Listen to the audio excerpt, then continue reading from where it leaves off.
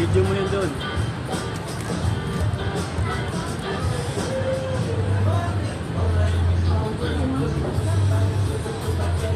Mahilig siyang mag-ganyan.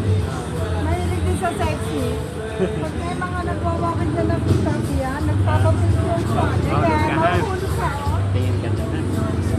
Nagpapapicture, buta na, intindihan ng mga ate.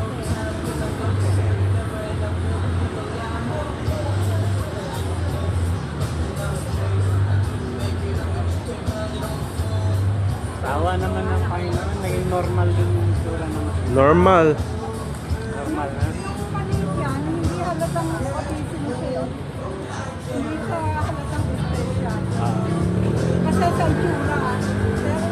Pero nung lumalaki siya, meron na siyang may magagagan. Kaya nahalata na.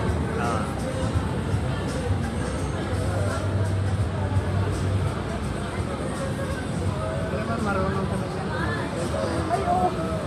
Ako nga, nagkakamali sa cellphone ko. Sa kanya ako nagpapaturo kahit sa computer. Marunong siya.